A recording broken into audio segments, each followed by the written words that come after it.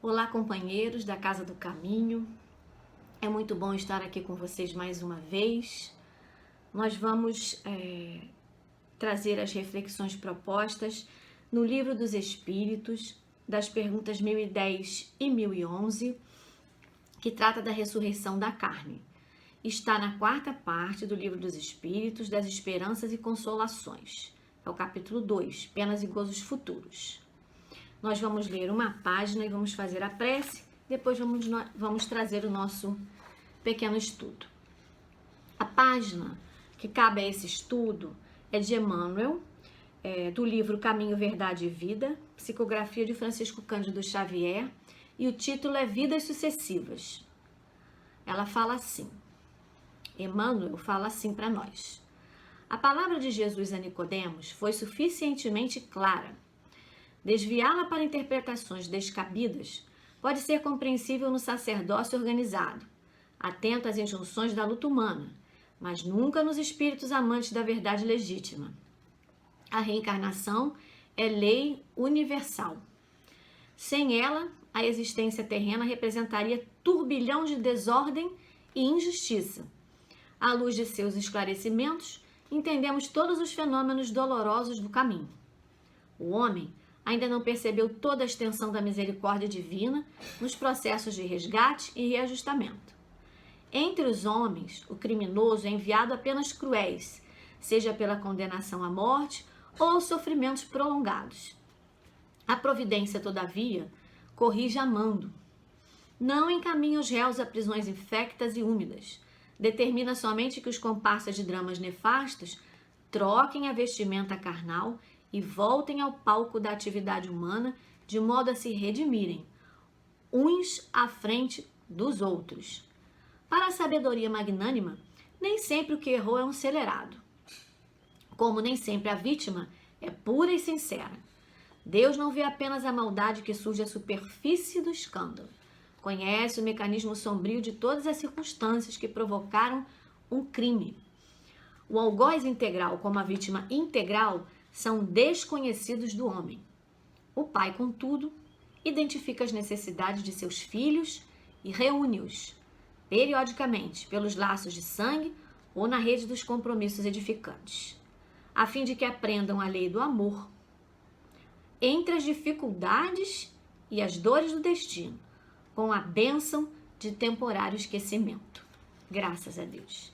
Mestre amado Jesus querido, rogamos as tuas bênçãos de amor, de luz, de paz, de proteção, de alívio, de fortalecimento, Senhor, para todos nós que estamos ligados nesse momento, por esse estudo, e que estamos ligados à Casa do Caminho de uma maneira geral. Os trabalhadores, todos, Senhor,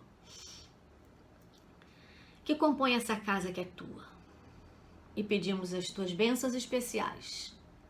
Abençoa, Senhor, com teu fluido amoroso e magnânimo, a Casa do Caminho, em cada cantinho. Sê conosco, Senhor. Sê conosco nesse momento de estudo, que o Senhor esteja presente nas nossas vibrações. Graças a Deus. Então, nós vamos ver que a reencarnação, enquanto pluralidade das existências, ela faz parte da crença de muita longa data, né? A gente já sabe disso. Ela tem as suas especificidades em relação a cada civilização, a cada povo. Mas a ideia de que há muitas vidas, né, na carne e de que o espírito é imortal, existe desde que a gente, né, se a gente for estudar desde quando? Desde sempre, a gente pode até falar assim, né? A palavra reencarnação é um vocábulo, né? É uma palavra usada por Allan Kardec. Aqui no nosso estudo é importante citar isso. A gente fazendo uma pesquisa, a gente viu que lá no homem de Neandertal, encontraram, né, estudiosos, pesquisadores, encontraram sepultados, né, criaturas sepultadas em posição fetal. E aquilo era um símbolo para eles de uma nova vida.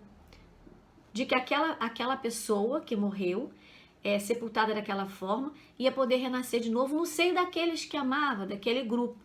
Era um símbolo. No próprio cristianismo primitivo, a gente pode pensar 553 depois de Jesus, a ideia da reencarnação, ela era aceita, ela foi aceita. E ela deixou de ser, né? Deixou de ser aceita mesmo, a palavra é essa, por conta de quê? Por conta de, tipo, concílio de Constantinopla, né?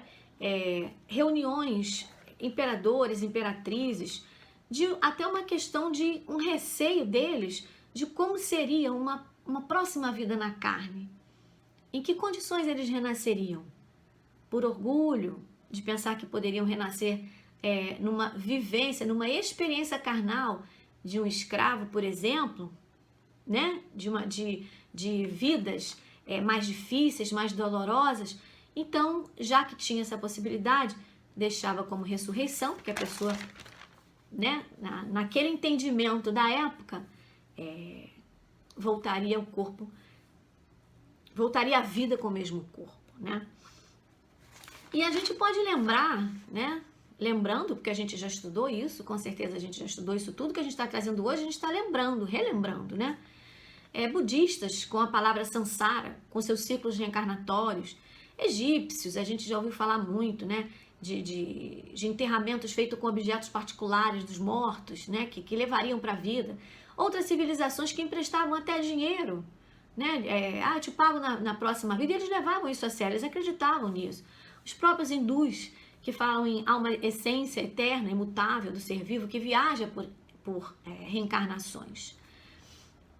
E os próprios judeus, a gente tem no Evangelho, no capítulo 4, ninguém pode ver o reino de Deus se não nascer de novo. A gente pede a vocês, inclusive, que deem uma olhada, deem uma lida na parte que fala de ressurreição e reencarnação, o item 4. Ele vai falar muito disso daí, dessa parte que a gente está vendo. E ele vai dizer que os judeus aceitavam a reencarnação com o nome de ressurreição, né? Nós temos na Gênese, também no capítulo 15, na parte que chama os milagres do Evangelho, nós vamos ter lá, Kardec vai trazer para nós a filha de Jairo, o filho da viúva de Naim. E ele cita também, se não me engano aqui também cita Lázaro, se não é aqui, cita também parábolas de Jesus, tem outros livros que falam também do caso de Lázaro. E traz a explicação para a gente, né? Vamos relembrar como é que a Gênese fala disso. A Gênese fala lá no item 39, o fato de um indivíduo realmente morto voltar à vida corpórea seria contrário às leis da natureza e, portanto, milagroso. Ora, não é necessário recorrer a essa ordem de fatos para explicar as ressurreições operadas por Jesus. Então, por que chamou de ressurreições na Gênese? Porque, na verdade, olha como ele explica, se entre nós as aparências às vezes enganam os profissionais, os acidentes dessa natureza deviam ser muito frequentes num país onde não se tomava nenhuma precaução e onde o sepultamento era imediato.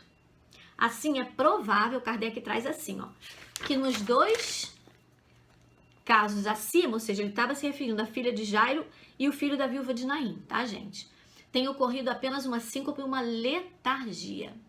E ele vai dizer para nós, né? O próprio Jesus declara positivamente, referindo-se à filha de Jairo: essa menina não está morta, só está adormecida. E Jesus dá um comando, né, para, nesses 3 casos, que o espírito retorne ao corpo, né? Com o poder fluídico que ele possuía, não é nada espantoso que esse fluido vivificante, governado por uma forte vontade, tenha reanimado os sentidos entorpecidos, que tenha mesmo feito voltar ao corpo o espírito prestes a abandoná-lo, uma vez que o laço perispiritual ainda não estava definitivamente rompido. Para os homens daquela época, que consideravam o indivíduo morto desde que não respirasse mais, nesses casos havia ressurreição, e eles o afirmavam de boa fé. Mas o que havia na realidade era cura, e não ressurreição na acepção do termo. Porque uma vez que o corpo está realmente, que o espírito cortou os laços perispiríticos ao corpo físico, que ele se afastou realmente, que foi constatada, consumada morte real, não, o espírito não tem mais condição de voltar ao corpo. O próprio Jesus não faria isso, não derrogaria as leis de Deus. Então, fica claro aqui, né, que a palavra ressurreição foi usada nesses casos, né? Alguns outros casos até que a pessoa está reanimada, né? Em alguns casos, quando existe uma morte aparente, mas a criatura ainda tem alguma latência, alguma vida latente, né? Ela às vezes é reanimada. Massagem no peito, recursos, isso a gente está falando de recursos modernos, né? E ela é trazida de volta com o mesmo corpo. Nesses casos, sim. Agora, não fica dúvida nenhuma, já na conversa de Jesus com Nicodemos, quando aí ele realmente, quando Jesus fala, ninguém poderá ver o reino de Deus se não nascer de novo, e Nicodemos, que era um doutor da lei, um homem instruído, né? Ele vai perguntar, como pode um homem nascer sendo velho? Pode entrar pela segunda vez no ventre da sua mãe e nascer? Então isso mostra pra gente com toda clareza, aí Jesus afirma, né, que João Batista era Elias encarnado, reencarnado. A gente encontra isso também nos estudos, não fica dúvida que nesse caso trata-se de reencarnação. E no caso de Lázaro, né, a filha de Jairo e o filho da viúva de Naim, a gente estava falando de ressurreição porque eles estavam nesse estado, né, que no livro dos Espíritos, a gente quer até falar isso para vocês também, tá, gente? No livro dos Espíritos, das perguntas 422 a 424, a gente pode dar uma lida lá para completar esse estudo, que o tempo é curto. Tem letargia, catalepsia, mortes aparentes. Então, os Espíritos vão explicar para a gente direitinho. Na letargia, o corpo não está morto, visto que há funções que se efetuam, a vitalidade se encontra em estado latente, como na crisálida, e não aniquilada, tá? O espírito está unido ao corpo, enquanto este vive. Uma vez rompidos, seria a morte real. Então, nesses casos aí que são chamados ressurreições, que estão na Gênesis, que estão para nós estudarmos, fica claro que o espírito ainda tinha laços perispiríticos ligados ao corpo físico. Então, não havia morte consumada. E já no caso de João Batista, que era Elias, é um exemplo de reencarnação, tá? E aí, dando continuidade ao nosso estudo, né, antes da era cristã, relembrando, né, a cultura oriental religiosa já aceitava a ideia da pluralidade das existências, né? A gente sabe disso. Estamos relembrando, tá? Há que se considerar, gente, também, o que a Gênese fala dos sepultamentos imediatos no passado, há de se considerar, médico, tinha médico nessa época que a gente está falando, tinha os que tinham mais condição, que iam fazer o socorro, tudo isso precisa ser considerado. Então, Kardec muito apropriadamente coloca ali, que, né, na Gênese, ele fala, é provável que nos dois casos tenha havido letargia.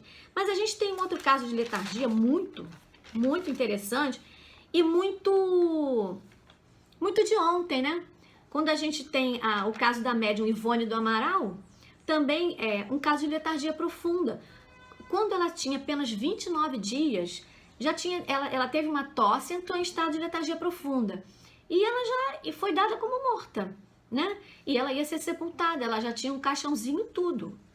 E aí a mãe se afasta, faz uma prece a Maria, uma prece fervorosa, envolvida em amor, começa a acariciar Ivone, né? A gente sabe aí que estava ocorrendo um passe, né? E Ivone retorna, né? E era um caso de letargia profunda e ela ia ser sepultada. É um caso que aconteceu ontem, porque Ivone viveu de 1900 a 1984. É um caso que aconteceu ontem, tá?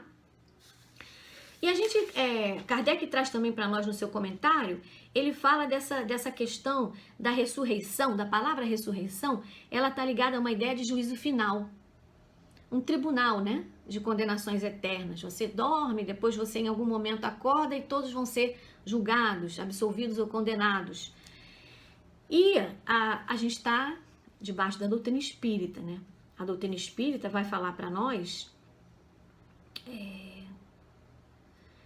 vai trazer para nós que a reencarnação tem a ver com a lei de progresso, a lei de justiça, amor e caridade. Vai trazer um Deus soberanamente justo e bom. E o quanto à reencarnação, né, a pluralidade das existências, está ligado à pluralidade dos mundos que Jesus também trouxe quando ele disse: há muitas moradas na casa do Pai. E a doutrina espírita, que é uma bênção nas nossas vidas, né, ela vem ensinar para nós que a reencarnação é oportunidade, é libertação, é cura. E ela está em consonância com todo o movimento, né? O movimento da vida. Da vida. Deus cria incessantemente, né? E se pode falar de juízos gerais, né, que seria de tribunal, a lei de Deus está na nossa consciência. A doutrina espírita nos ensina isso. Se há um tribunal, a nossa própria consciência.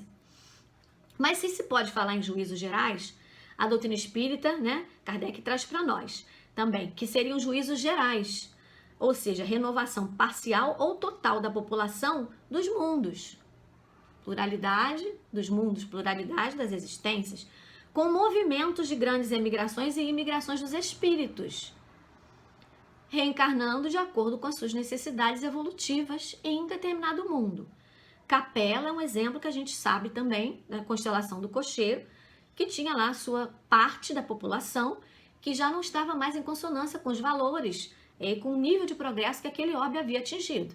Então eles recebem uma nova oportunidade de reencarnação, por exemplo, aqui na Terra.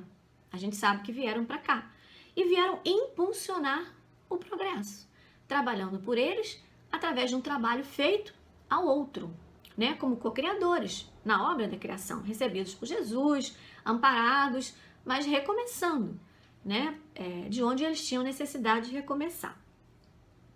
A reencarnação para nós enquanto bênção, a gente tem que pensar assim, nossa, mas a reencarnação, essa nossa vida, gente, falando de agora do momento atual, é um presente para nós. É um presente, é muito importante esse presente. Nossa, mas com tudo que está acontecendo, principalmente com tudo que está acontecendo. Muitos aprendizados estão sendo feitos, né? As pessoas estão sendo, pode-se dizer até, forçadas a usar uma máscara, né? Para proteger não somente a ela, mas para proteger os outros. As comunidades mundiais vão precisar olhar umas para as outras. Por quê? Porque já se sabe da ligação. Se alguém de um lugar consegue viajar para o outro e leva o vírus, o problema é de todos. O problema é de todos que estamos encarnados nesse momento. E há aprendizados muito importantes sendo feitos. Será que muita gente que jamais se imaginou em frente a uma câmera, em frente a um aparelho celular, a um eletrônico, fazendo um estudo, acompanhando o estudo, pessoas que a gente talvez não imaginasse que isso pudesse estar acontecendo, e está acontecendo. Quantos pais estão convivendo com seus filhos porque estão fazendo home office e estão vendo as necessidades, as dores da família, o quanto crianças eram carentes. A gente está, muitas pessoas que estão se mobilizando para socorrer, né, pessoas que influenciam a mídia digital, angariando recursos para socorrer com seringa, com oxigênio, com respirador. A gente está vendo uma mobilização muito intensa de muita gente. E isso vai alcançando o coração de quem permite. Porque as dores não podem tornar nosso coração duro. As dores não podem paralisar o nosso avanço, o aprimoramento da nossa inteligência, do nosso sentimento, o desenvolvimento do amor ao próximo. Amar a Deus sobre todas as coisas, ao próximo como a nós mesmos. Então, nós somos espíritas, precisamos ter a fé absoluta em Deus, nosso Pai, em Jesus, o nosso Mestre maior. Se estamos passando esse momento, precisávamos passar. E muitas coisas estão sendo modificadas e são possibilidades de aprendizagem. Oremos muito, oremos uns pelos outros, oremos por nós mesmos, né? Utilizemos os recursos que a doutrina espírita e a Casa do Caminho estão oferecendo. E os outros centros espíritas, o Leon Denis e alguns outros, estão oferecendo para nós os estudos virtuais, os cursos, as palestras. Temos o recurso do culto do lar, da água fluidificada. Busquemos usar tudo que a doutrina espírita nos oferece. momentos de aprendizagem, de vivência dentro do lar, porque nunca precisamos estar o tanto tempo, né, juntinho das pessoas com as quais viemos reencarnados nessa vida e precisamos conseguir conviver com harmonia, com Jesus. Então vamos lançar a mão desses recursos e nos darmos conta de tudo que está acontecendo. Tem muitas dores, né? Muitos amados retornando à pátria espiritual, com certeza amparados, porque nós temos que acreditar em Deus. Deus é bom, né? É bom sempre, no momento difícil e no momento bom. E nós temos que lembrar também das coisas que estão acontecendo que são importantes, que vão agregar aos espíritos imortais todos que estão passando pela experiência. Então é isso, meus irmãos. Oremos pela Casa do Caminho, oremos por nós, oremos por todos, né? Pelo planeta Terra inteiro, sim, que passa por esse momento, né? Aproveitemos, leiamos páginas doutrinárias quando não estivermos bem. Começa a ler a página doutrinária quando não estiver bem, até você ficar bem. Vai ficar bem.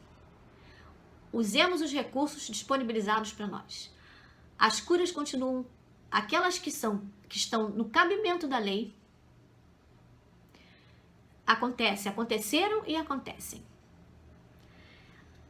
A cura, o socorro, o auxílio, tudo que a gente sabe que existe de recurso, continua acontecendo.